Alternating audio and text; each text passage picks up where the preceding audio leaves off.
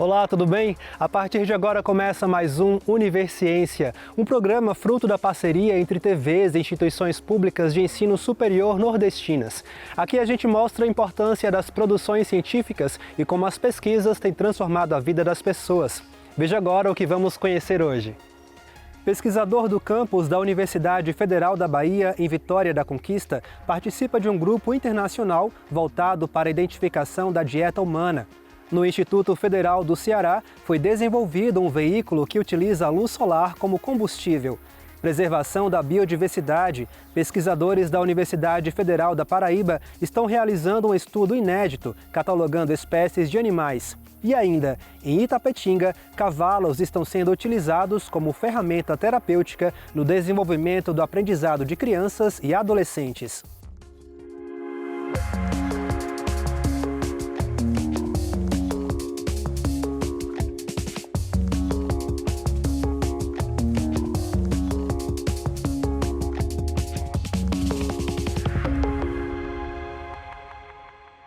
Tudo o que comemos deixa uma marca em nosso organismo. Partindo desse princípio, um pesquisador da Universidade Federal da Bahia, do campus Anísio Teixeira, localizado em Vitória da Conquista, está participando de uma pesquisa internacional que amplia a identificação da dieta humana. As descobertas permitirão prevenir doenças causadas por alguns alimentos, bem como encontrar aqueles capazes de amenizar sintomas e até favorecer a prevenção de outros males. Essa pesquisa se inicia com uma colaboração internacional, né, de várias instituições de pesquisa, aqui no Brasil com coordenação da USP, o professor Norberto Peporino Lopes, que nos convidou para participar. Né. Ela tem como foco a gente, através dos alimentos, conhecer quais são as composições químicas que estão no nosso organismo, ou seja, a gente se alimenta, né? Existe uma premissa que a gente é aquilo que a gente come, então é justamente o fruto, né? A composição química desses alimentos, como ela influencia no nosso organismo, né? Quais são os benefícios, né? Vantagens e desvantagens que ela vai trazer para o nosso organismo. A gente pode, né, avaliar o que o indivíduo ingere, né, quais as substâncias que estão mais presentes nos seus fluidos, né, no seu organismo, e se essas substâncias estão conferindo alguma vantagem ou desvantagem relacionada, por exemplo, a algum tipo de doença, né, ou seja, agravamento de um tipo de doença ou proteção quanto àquela doença. Isso é importante porque às vezes o paciente ele negligencia e diz que não fez, né, que não se alimentou daquele tipo de alimento. Ou, né, você tem um idoso ou pessoas, por exemplo, com Alzheimer, que não se lembram o que comeu. Né? Então eu posso, através da plataforma e da análise, né, de um dos fluidos corporais do paciente, conseguir saber quais os alimentos, né, ele consumiu, né, ou fazer busca de alimentos que ele não deveria consumir. Né? De repente eu não quero saber tudo o que ele comeu, mas eu quero saber, por exemplo, se ele tem um alimento que é restritivo para ele, né, que ele não deveria comer, e eu encontro metabólitos ali dentro, então posso inferir que ele continua fazendo uso daquele determinado alimento. Eu vou ter, né, o conjunto, sempre o conjunto, né, de produtos, de metabólitos que eu tenho, né, das substâncias químicas que está no alimento. É esse conjunto que me faz a montagem, vamos dizer assim, do quebra-cabeça, para saber que ele consumiu uma maçã, né, ou que ele consumiu, por exemplo, um pão, né, ou um macarrão, alguma coisa desse sentido. Esses alimentos, embora tenham substâncias que estão majoritárias, que estão em maior quantidade, ele tem substâncias minoritárias, e essas substâncias minoritárias me ajudam a fechar esse quebra-cabeça para dizer que ele consumiu, né, aquele determinado alimento. Uma vez que a gente faz essas análises, eu posso, por exemplo, separar dois grupos. Né? Um grupo, por exemplo, com Alzheimer, que tenha um acometimento maior, né? E um grupo com a mesma doença, entretanto que tem, né, um estado clínico melhor. Né? Baseado nisso, eu posso, por exemplo, entender se existe alguma substância que está causando um agravamento dessa doença ou se existe alguma substância que está causando uma proteção nessa doença. E com essa informação, eu posso, por exemplo, restringir esse grupo de se alimentar de um determinado alimento ou, né, estimular a ingestão de um outro alimento que vai ser benéfico para ele, preservando, né, ele em relação àquela doença. O mesmo vale para o coronavírus. A gente também testou o coronavírus, né, e está em fase de avaliação para a gente poder encontrar, né, se há metabólitos que a gente possa utilizar, né, como fator de proteção para essa doença. E uma vez que a gente sabe que existe um metabólito que ele é benéfico, né, traz vantagens para uma determinada doença, e você sabe que uma pessoa tem predisposição, né, a desenvolver um determinado tipo de doença, a gente pode estimulá-lo a consumir aquele alimento para que ele possa, então, já, né, de antemão, ter, né, uma proteção para aquela doença. Eu digo que é de suma importância, né, é através do que a gente faz aqui que amanhã a gente vai ter respostas para o que pode vir. Né? Então, um exemplo do coronavírus, as plataformas que a gente já tinha de vacina aqui foram fundamentais para que a gente pudesse conseguir dar respostas, né, nesse sentido. E esse tipo de pesquisa não é diferente. Né? Então, a gente começa a produzir respostas aqui que a gente pode sim utilizar já hoje, mas um amanhã, né, para ser melhor na nossa vida. Né?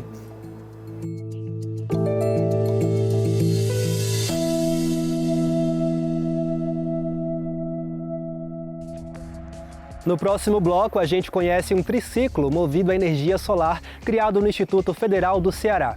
O intervalo é rápido, não saia daí.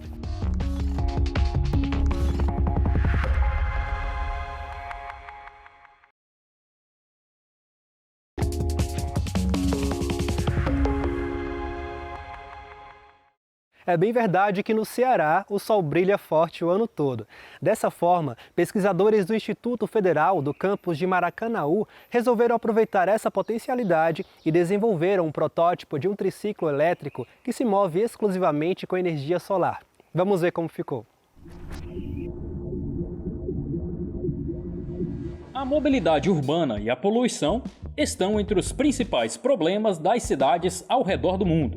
Por isso, as energias renováveis são a esperança de um futuro mais sustentável e eficiente. Estamos no campus de Maracanaú, do Instituto Federal do Ceará, o IFCE, na região metropolitana de Fortaleza. Aqui, no Centro de Pesquisa e Tecnologia, um veículo diferente e ao mesmo tempo simples e inventivo tem chamado a atenção. Trata-se do triciclo solar fotovoltaico, um meio de transporte que aproveita a energia desse sol que brilha forte em terras cearenses praticamente o ano todo para oferecer um conceito barato e prático de locomoção. O equipamento dispõe de um painel solar que capta a energia e funciona como teto. A placa está conectada a esse sistema de controle e gerenciamento de energia que, por sua vez, liga-se a uma bateria de lítio. No guidão estão a chave de acionamento, o mostrador do nível de bateria e também um pequeno display. Há um modo eco de funcionamento para economia de energia, um botão para selecionar a ré e também, claro, uma buzina. Os pedais são utilizados como força auxiliar em terrenos mais difíceis ou em caso de falta de carga na bateria. O professor Luiz Daniel Santos, coordenador do curso de Engenharia de Controle e Automação, explica como surgiu essa ideia. Esse conceito surgiu no início do ano 2022. Tá? Eu estava tentando buscar algumas opções para tentar associar a ideia de sustentabilidade, tá, junto à eletromobilidade.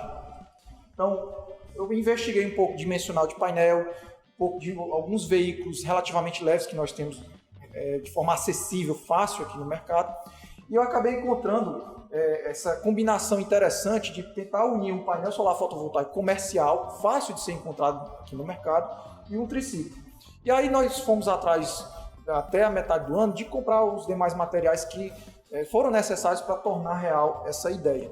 Como, por exemplo, a parte de acionamento, a parte de rastreamento de máxima potência para extrair o máximo possível de energia desse painel e resolver alguns problemas que vão existir ali, que todo veículo elétrico ele tem, como, por exemplo, a questão de você precisar de um ponto de recarga. Aqui nessa solução não, ela já traz isso no seu conjunto. O triciclo também possui boa autonomia e capacidade de carga. Esse protótipo aqui, ele está com uma estimativa de 90 km de autonomia somente na bateria. Ele é complementado com mais 90 pelo painel, porque a quantidade de energia que a bateria armazena, ela é muito similar à quantidade de bateria que o painel consegue fornecer. Então se espera ter em torno de 180 km de autonomia e uma velocidade máxima ali de uns 40 km por hora. O protótipo é apenas uma das iniciativas de pesquisa nessa área desenvolvidas no IFCE de Maracanaú. A equipe do campus tem o objetivo de transformar a unidade em referência em energias renováveis. Nós estamos aí participando do Energif, que é um curso de qualificação aí numa parceria com a CETEC e MEC, né? Multicamp também. Desenvolvemos agora aí sobre a ideia do professor Luiz, o triciclo solar. Estamos partindo para um novo desafio de construir um carro elétrico, né? Inclusive já conseguimos o carro e o motor elétrico para dar o pontapé inicial nesse projeto. E a gente tem um trabalho mais ousado, que é de tornar Maracanaú um centro de referência em energias renováveis, onde a gente deseja que ele seja o guarda-chuva de todas essas ideias, né? Esse centro de referência, aonde o ponto central dele é um laboratório de eletromobilidade, que aí inclui todo e qualquer modal voltado para a mobilidade, né? Que use aí energia elétrica, e a gente tem como foco de fonte as renováveis, né? Sobretudo a fotovoltaica. O caminho ainda é longo, mas não há dúvida de que a criatividade e a inovação presentes nas instituições públicas vão nos impulsionar na direção de um futuro mais ecologicamente correto, que já pede passagem.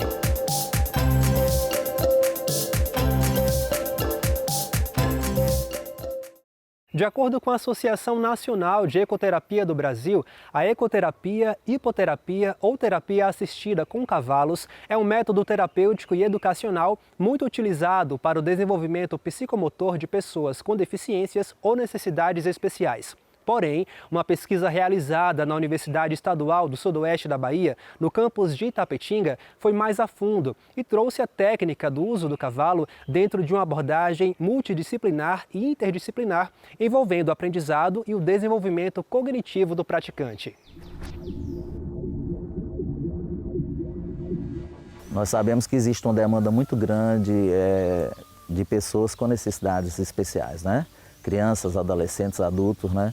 E aí a Lígia, ela traz a questão da ecoterapia no campo da aprendizagem, né? No campo pedagógico, né? Foi importante fazer esse link, porque existem crianças com déficits de aprendizagem, de atenção, né? Hiperatividade, né? Enfim. E a Lígia buscou, exatamente através do seu TCC, mostrar de como o cavalo, como através da prática terapêutica, né, como através dessa ferramenta da ecoterapia, se pode, né, ajudar adolescentes, crianças, enfim, pessoas, né, com limitações cognitivas, né. As sessões duravam a partir de 20 minutos, né? A gente iniciava com a interação com o cavalo, aí no decorrer da sessão a gente começava a ler histórias, dessas lidas de história a gente perguntava ao praticante, né, que é o termo que a gente usa com a pessoa que faz a ecoterapia, a gente usava os livros e nesses livros a gente solicitava, né, o que foi lido e perguntava ao praticante o que foi dito, se a cor era vermelha, se era azul, como que era o nome da personagem, o que esse personagem desenvolvia na história, o que ele conseguia, o que ele ganhava, o que era bom para ele. Então, nisso tudo, a concentração dela era mais aguçada e ela conseguia dar o estímulo através das respostas. O que a ecoterapia passa através do ensino-aprendizagem. O que ela fornece para o praticante? Ela fornece interação, ela fornece conhecimento, ela fornece praticidade, ela fornece momentos lúdicos, entendeu?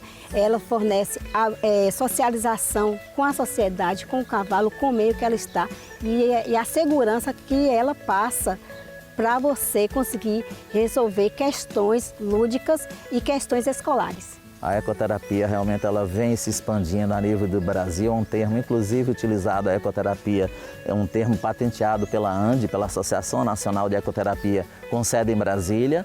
Então é esse órgão que fiscaliza, né, os centros de ecoterapia, as atividades ligadas à ecoterapia com esse termo ecoterapia, né? Então, assim, foi um link muito bom, né? Porque nós temos o cavalo aí disponível, né? Nós temos os pedagogos, né? A ecoterapia envolve tanto o campo da educação como o campo da saúde e da equitação, né? Então você tem um tripé, né? Educação, saúde e equitação, né? E a zootecnia foi mostrar que através do cavalo, né? Enfim, o aluno passa a ter mais foco, passa a ter mais atenção, né? O cavalo tem essa capacidade de sociabilidade, né? De agregar as pessoas, de envolver as pessoas. A minha pesquisa ela foi desenvolvida com 15 crianças, 8 meninos e 7 meninas, e a gente percebia que as meninas elas se concentravam mais. Ela conseguia dar um estímulo mais rápido das respostas em relação ao que era pedido para ela, o que era solicitado. Os meninos eles se concentravam mais no montar, no cavalgar, entendeu? No movimento do cavalo. Já as meninas elas se concentravam mais na pesquisa, no que era lido e no momento lúdico da sessão. Foram realizadas 63 sessões e dentro dessas sessões eram fornecidas 20 minutos para cada praticante e dentro desses 20 minutos a gente fazia um percurso. Dentro desse percurso a gente tinha a praticidade, tinha a tonicidade e tinha a interação do ambiente com o praticante e o cavalo. Nós já aprovamos no colegiado do curso de zootecnia uma disciplina de introdução à ecoterapia, uma disciplina optativa, né, na formação aí, né, dos zootecnistas, tá? Querendo implementar cada vez mais, enfim, mostrar esse valor, né? De que tem o cavalo também, não só para a lida do gado, não só para o esporte, para o lazer, mas podendo atuar no campo da saúde e educação. O Brasil é muito grande, são poucos ainda os centros de ecoterapia distribuídos pelo país. É muito pouco, né? Nós temos um estado gigantesco como a Bahia, né? Enfim, nós sabemos que nós estamos em um país continental. E é importante e necessário, se faz necessário, de que cada prefeitura pudesse instalar centros de ecoterapia municipal. Por quê? Todas as cidades, todos os municípios têm as pessoas com necessidades especiais, né? Com suas limitações, né? Cognitivas, físicas, né? Neuroplásticas, né? Então, assim, o que é que custa para o poder público, né? A nível, por exemplo, de município, ter centros de ecoterapia que venha nessa perspectiva de inclusão, né? Seja no campo da educação, da saúde, da sociabilidade dessas pessoas. Então, eu acho que é uma coisa assim que a gente deixa como uma mensagem, né, de que, né, os prefeitos, as prefeitas, né, estabelecessem políticas, né, de instalações de centros permanentes de ecoterapia para atender uma demanda de pessoas tão esquecidas. A criança, no momento que ela monta no cavalo, ela se sente livre e se concentra mais. Então, ela ganha mais atenção, ela consegue se aprimorar mais, ela consegue se desenvolver mais e se sente mais livre, sem estar com aquela coisa de se prender, se sentir presa, entendeu? Ela se sente livre em cima de um cavalo.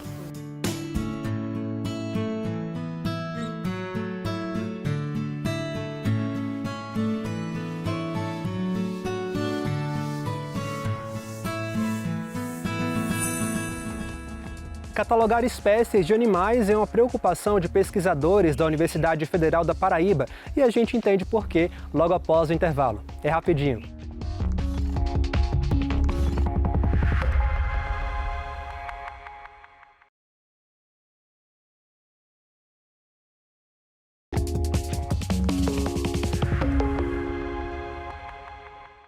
Catalogar espécies de animais é uma das formas de buscar a preservação da biodiversidade. Pensando nisso, um grupo de pesquisadores da Universidade Federal da Paraíba está realizando um estudo inédito em uma área de mata pertencente a uma usina de cana-de-açúcar.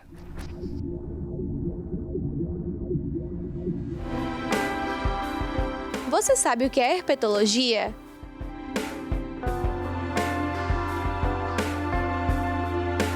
É a área da zoologia que se dedica exclusivamente ao estudo de répteis e anfíbios, classificação, fisiologia e comportamento das espécies. É este o tema do projeto de extensão de 5 professores de biologia da Universidade Federal da Paraíba, Inventário da Herpetofauna da Mata da Usina São João. A ideia é catalogar diferentes espécies de cobras, lagartos e serpentes dessa região. A gente precisa primeiro entender que é fundamental a gente conhecer o que existe nessas áreas de floresta atlântica, né? Para aí então a gente começar a pensar em preservar, em conservar, né? Conservar e preservar sem saber o que tem é muito arriscado. Então a gente precisa preservar isso tendo com base um levantamento forte, um levantamento robusto da biodiversidade desses locais. Então, esse é o principal objetivo. O local escolhido é um dos maiores conjuntos de florestas da Paraíba e do Nordeste Setentrional. Fica localizado no município de Santa Rita, a 15 quilômetros da capital João Pessoa. Autorizado pelos órgãos ambientais, é um estudo inédito nesta região. É um dos fragmentos mais relevantes em termos de área, de tamanho de área, em termos de grau de conservação do ambiente. E é uma área que a gente considera como fundamental para fazer esses entendimentos gerais da fauna de anfíbios e répteis aqui no nosso estado. A estratégia adotada é a instalação de armadilhas em áreas que têm características físicas diferentes, como maior incidência de sol ou de sombra e níveis variados de umidade. Assim, a equipe pretende mapear as espécies mais presentes em cada região da usina e apontar as escolhas por determinados lugares. Um estudo que pode ser o ponto de partida para novos experimentos na área. E os alunos vão desenvolver atividades relacionadas à temática do projeto, né? Trabalhando com ecologia, inventariamento da fauna local, né? Da herpetofauna, dos répteis e anfíbios, e podem desenvolver seus trabalhos de formação, né? Os TCCs, ou até o envolvimento de alunos de pós-graduação, de mestrado ou até doutorado futuramente, caso surja algum aluno. Já foram instaladas 100 armadilhas para pesquisa de campo na região. O professor Gentil Filho está confiante com a possibilidade de encontrar novas espécies. Mesmo muitas espécies já sendo bem conhecidas, a gente ainda tem surpresas. Por exemplo, de 2014 a 2020, né, algumas espécies de serpentes, espécies novas, né, não conhecidas pela ciência, elas foram descritas nesses anos. Então, esses fragmentos de floresta, apesar de já, de certa forma, bem conhecidos, mas ainda podem guardar surpresas, digamos assim.